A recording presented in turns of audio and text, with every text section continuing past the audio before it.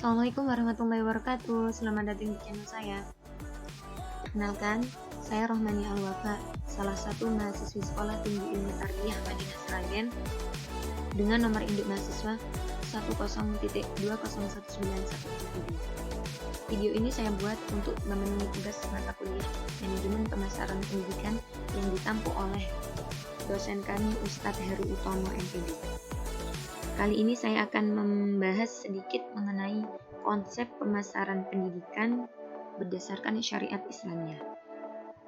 Seperti yang kita ketahui, saat ini kita berada di era globalisasi. Dan globalisasi sendiri merupakan kekuatan pokok yang bisa menggerakkan semua aspek-aspek di kehidupan kita ini. Baik itu mulai dari bidang ekonomi, transportasi, politik, fashion, style, bahkan pendidikan. Semuanya mendapatkan pengaruh dan dampak dari globalisasi ini. Dan salah satu dampak utama dari pengaruh globalisasi yaitu semakin tingginya persaingan yang tercipta pada sektor-sektor kehidupan ini.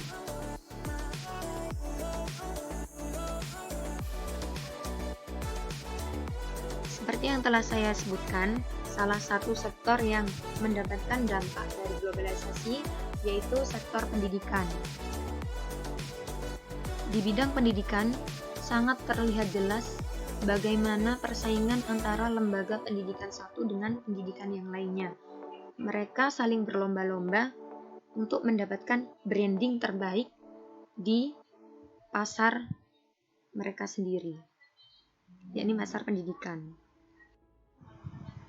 Hal ini menuntut setiap lembaga pendidikan untuk harus berpandai-pandai dalam mendidikkan namanya di dalam pangsa pasarnya. Untuk itu, permasalahan ini itu tidak lepas dari yang namanya manajemen. Bagaimana dia bisa mengatur posisi lembaga pendidikannya agar dapat menjerat benak pelanggannya.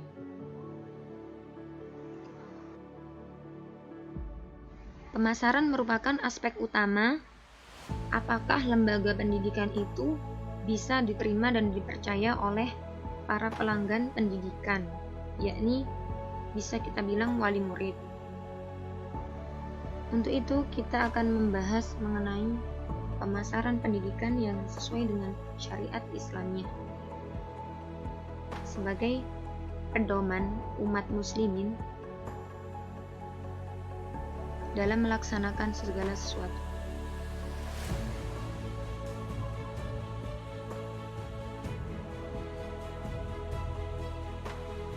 Sebelum memasuki materi inti, kita harus mengetahui istilah-istilah dari beberapa kalimat-kalimat yang tercantum di slide. Yang pertama yaitu manajemen. Menurut salah satu ahli bernama Terry, dia mengatakan manajemen merupakan suatu proses khas yang terdiri atas tindakan perencanaan, pengorganisasian, penggiatan, pelaksanaan, dan pengawasan dengan memanfaatkan ilmu dan seni untuk mencapai tujuan yang telah ditetapkan. Jadi seperti yang kita tahu bahwasanya di dalam manajemen itu ada 4 fungsi inti yang biasanya kita singkat dengan POAC, POAC. Planning, organizing, executing, and controlling. Kemudian istilah selanjutnya yaitu pemasaran. Menurut William G.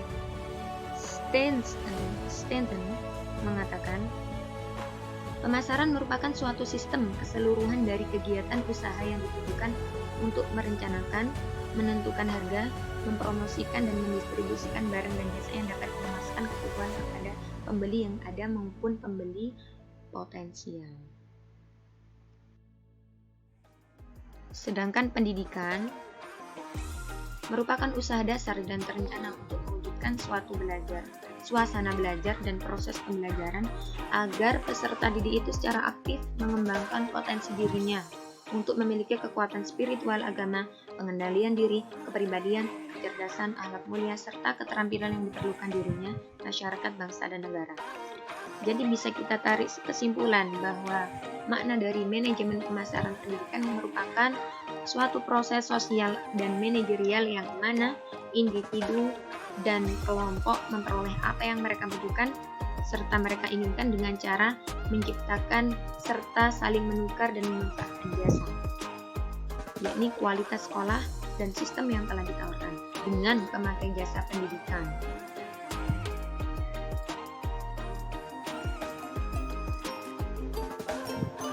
Dalam pendidikan, dalam pemasaran ada konsep dari inti pemasaran. Yang pertama yaitu kebutuhan atau needs, keinginan wants, dan permintaan demands. Dan yang kedua adalah produk berupa barang, jasa, dan gagasan. Yang ketiga nilai, biaya, dan kepuasan. Yang keempat pertukaran dan transaksi. Dan yang kelima hubungan dan jaringan. Keenam pasar, ketujuh pemasar dan prospek. Apabila dilihat, sebenarnya salah satu tantangan pada pemasaran yang saat ini yaitu lingkungan yang setiap saat berubah. Jadi manajemen pemasaran yang tepat itu sangat diperlukan untuk menanggapi dan menyelesaikan permasalahan ini. Misalkan saja, suatu lembaga pendidikan apabila tidak mampu untuk bersaing di pasarannya, maka dia akan ditinggalkan oleh para pelanggannya, sehingga akan terjadi merger dari lembaga tersebut. Dan komponen utama yang dapat digunakan untuk memahami konsep pemasaran pendidikan yaitu pasar, konsep pasar. Ukuran pasarnya itu tergantung pada jumlah orang yang menunjukkan kebutuhan dan keinginannya, kemudian juga memiliki sumber daya yang menarik pihak lain serta bersedia dan mampu menawarkan sumber daya ini untuk ditukar dengan apa yang pelanggan inginkan. Teh aku kok lama ya teh? Terus oleh 7 menit itu durung mari. Ini kamu pakai nggak sih? Enggak. Jamnya. Anak-anak berapa menit? Nggak tahu.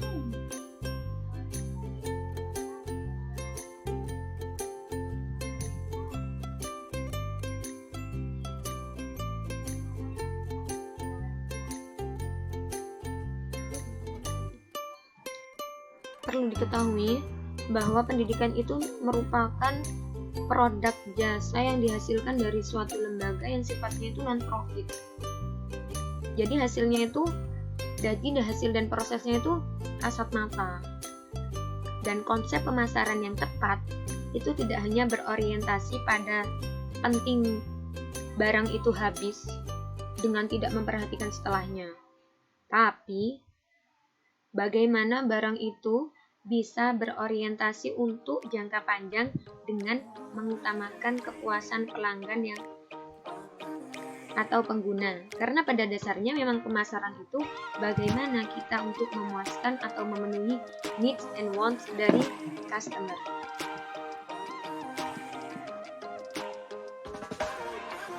Kepuasan sendiri itu merupakan respon konsumen yang sudah terpenuhi keinginannya tentang penggunaan barang atau jasa yang mereka pakai. Jadi bisa dibilang kalau mereka puas dengan produknya, berarti produk yang kita hasilkan sesuai dengan apa yang mereka ekspektasikan.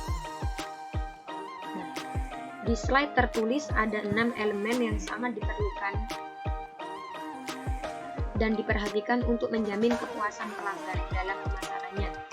Yang pertama ada produk, yang kedua price, tiga place, keempat promotion, 5 physical evidence, yang keenam adalah process.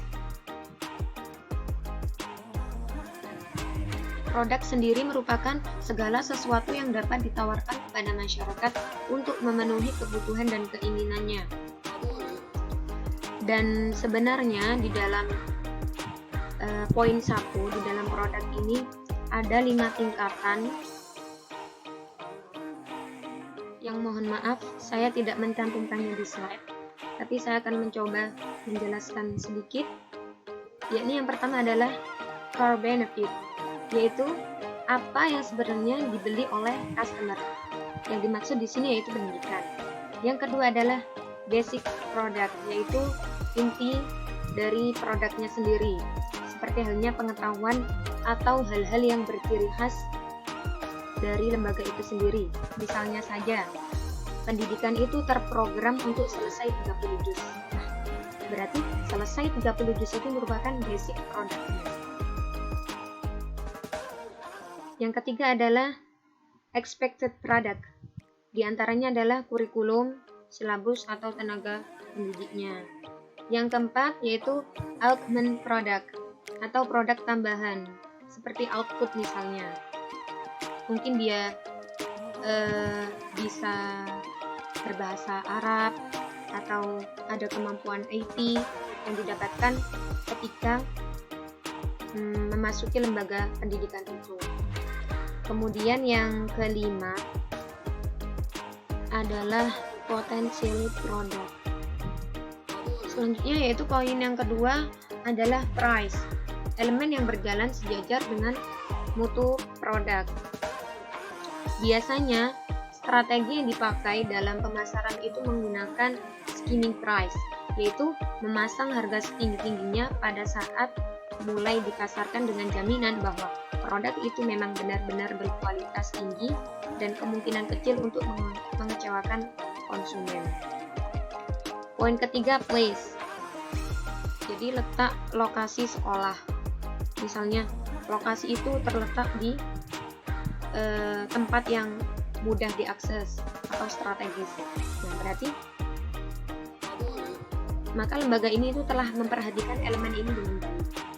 Yang keempat adalah promotion, yaitu aktivitas pemasaran yang berusaha menyebarkan informasi serta mempengaruhi pelanggan tentang produk yang dihasilkan. Yang kelima, physical evidence, sarana prasarana untuk mendukung dalam proses tercapainya janji lembaga pada pelanggan. Dan yang terakhir adalah proses itu sendiri untuk mencapai tujuannya.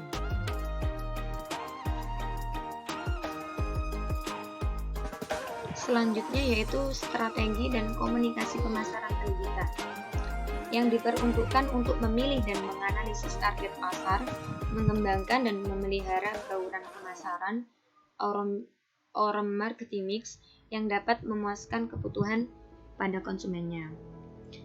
Nah, di bidang pendidikan ini ada 3 konsep strategi pemasaran. Yang pertama yaitu diferensiasi, yang memiliki makna yaitu memberikan penawaran yang berbeda dari penawaran yang diberikan oleh kompetitor atau lembaga pendidikan lainnya. Jadi lembaga itu memiliki keunggulan yang jarang atau bahkan tidak dimiliki oleh lembaga lainnya untuk menarik pelanggannya. Baik itu di bidang kurikulum, fasilitas ataupun tempat. Yang selanjutnya yaitu keunggulan biaya atau low cost.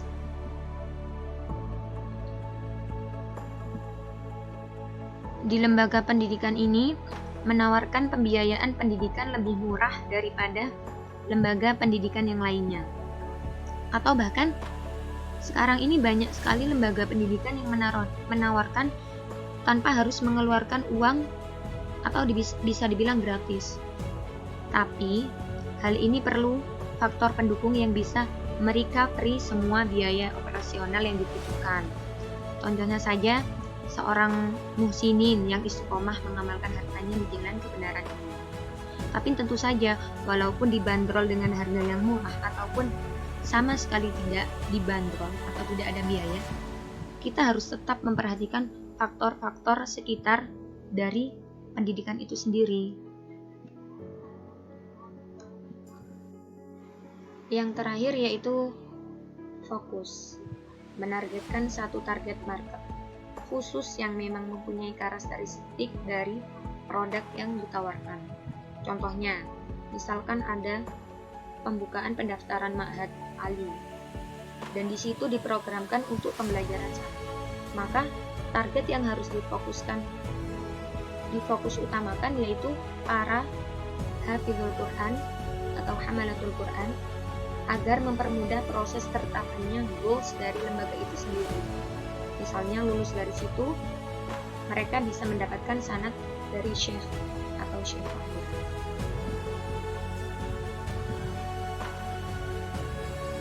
Sekarang kita memasuki materi inti mengenai konsep syariah pemasaran lembaga pendidikan. Berdasarkan judulnya, syariah itu merupakan hal atau segala sesuatu yang telah ditetapkan ataupun dilakukan berdasarkan Al-Quran dan Sunnah. Kenapa harus dilandasi dengan syariah? Ya agar kita tahu mana perkara yang hak dan mana perkara yang batil. Begitupun di pemasaran lembaga pendidikan, sehingga penerapan strateginya itu sesuai dengan nilai dan prinsip syariah yang telah dicontohkan oleh Rasulullah SAW dari apa yang diturunkan Allah Subhanahu wa Ta'ala. Dan inti dari pemasaran syariah sendiri yaitu sikap jujur, integritas, dan transparansi. Maksud dari integritas sendiri yaitu bagaimana kita dalam menyampaikan produk itu secara konsisten agar pelanggan satu dengan pelanggan lainnya antara pelanggan satu dengan pelanggan lainnya, sehingga konsumen dapat benar-benar menerima dan memahami tentang produk itu. Sedangkan transparansi yaitu menyampaikan produk dengan apa adanya sesuai dengan kualitas yang ada di dalamnya tanpa harus menambah atau mengurangi kualitas produk itu sendiri. Begitupun dengan sesuai pula dengan harganya. Yang selanjutnya adalah kejujuran. Mungkin kejujuran ini hampir sama ya dengan transparansi. Karena memang kejujuran itu merupakan sarana mutlak untuk mencapai kebaikan suatu tatanan masyarakat. Jadi, jujur itu tidak hanya untuk wawancara pribadi, untuk wacana pribadi, tapi juga untuk wacana publik, di mana kita itu perlu memulai sebuah sistem atau struktur pengelolaan sesuatu yang diawali dengan kejujuran. Nah, selanjutnya yaitu ada salah satu ayat yang menerangkan tentang pemasaran yang tercantum di dalam surat An-Nisa ayat 29. A'udzubillahi minasyaitonirrajim. Ya ayyuhalladzina amanu la ta'kulu amwalakum bainakum bil batil illa an takuna tijaratan an taradin minkum wa la taqtulu anfusakum innallaha kana bikum rahima. Artinya, hai orang-orang yang beriman, janganlah kamu saling memakan harta sesamamu dengan jalan yang batil, kecuali dengan jalan perniagaan yang berlaku dengan suka sama suka di antara kamu. Dan janganlah kamu membunuh dirimu, sesungguhnya Allah adalah Maha Penyayang kepadamu. Berdasarkan tafsir Ibnu Katsir, ayat ini menjelaskan bahwa ayat ini menerangkan bahwa Allah telah melarang hamba-hambanya yang beriman memakan harta sebagian dari mereka atas sebagian yang lainnya dengan cara yang batil, yakni yang tidak sesuai dengan syariat Islam. Misalnya saja riba, ataupun cara lainnya yang mengandung tipuan dan pengelabungan. Dan Allah mengecualikan dengan jalan perniagaan yang didasari suka sama suka antara satu dan lainnya. Allah meridhoi apabila customer mengetahui dengan benar kualitas dan apa-apa tentang produk itu tanpa adanya kebohongan di dalamnya. Begitupun dengan penjual, dia menyampaikan sesuai dengan kualitas barang yang sesungguhnya. Nah, pada konsep pemasaran syariah ada 4 karakter yang terkandung di dalamnya. Yang pertama adalah Robbaniyah, yaitu ketuhanan, yakni melakukan segala sesuatu atas perintah dan anjuran dari Allah Subhanahu wa Ta'ala dan menjauhi dari segala hal yang dilarangnya. Yang kedua, akhlaqiyah atau etis. Jadi pemasaran itu mengedepankan nilai moral dan etika yang berdasarkan Al-Quran dan Sunnah tentunya. Yang ini merupakan tujuan utama agar berakhlak mulia, akhlak karimah. Dan yang ketiga adalah al-waqi'iyah atau realistis. Karena pemasaran syariah itu sangat fleksibel dan luas dalam penafsiran hukum dan implementasinya dalam pemasaran konvensional. Dan yang terakhir adalah insaniyah atau humanities, bahwa marketer itu harus bertindak sesuai dengan norma yang ada, dengan menjunjung tinggi harkat dan martabat konsumen, serta